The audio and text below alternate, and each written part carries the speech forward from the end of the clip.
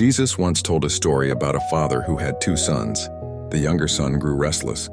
One day, with boldness and impatience, he went to his father and said, "Father, give me my share of the inheritance now." This was a painful request.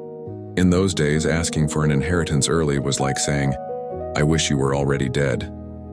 Yet the father said nothing. Quietly, he divided everything he owned between his two sons. Not long after, the younger son packed his bags, gathered all he had, and left home for a distant country.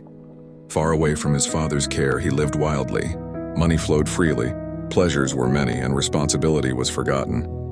But the wealth did not last. Soon every coin was gone. Then disaster struck. A severe famine swept through the land.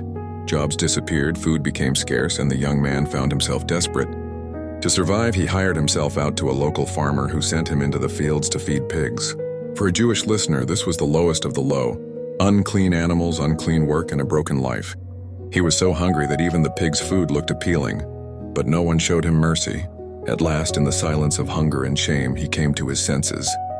He said to himself, "Even my father's hired servants have more than enough to eat, and here I am dying of hunger. I will go back, I will confess my sin. I will not ask to be called a son. I will only ask to be a servant."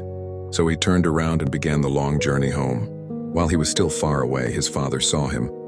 Day after day, the father had been watching the road. The moment he recognized his son, his heart overflowed with compassion. Forgetting his dignity, the father ran. He embraced his son, held him tightly, and kissed him again and again. The son began his prepared speech. "Father, I have sinned against heaven and against you. I am no longer worthy to be called your son." But before he could finish, the father called to the servants, "Quick, bring the best robe and put it on him. Put a ring on his finger and sandals on his feet. Kill the fattened calf, let us celebrate." Then the father declared, "This son of mine was dead and is alive again. He was lost and now is found." Music filled the house, joy overflowed. A feast began. Meanwhile, the older son was working in the fields. As he returned, he heard music and dancing. Confused, he asked a servant what was happening. When he heard that his brother had returned and that a celebration was being held, anger burned in his heart. He refused to enter the house. Once again, the father went out, this time to the faithful son. He pleaded with him, but the older son replied bitterly, "All these years I have served you. I never disobeyed you.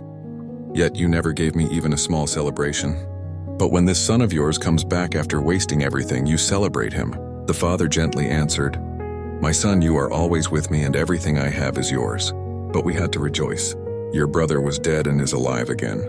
He was lost and now is found." And Jesus left the story there, inviting every listener to examine their own heart. This story reflects God's boundless grace. The younger son shows us that no failure is too great for repentance, and the father reveals a God who runs toward sinners with forgiveness.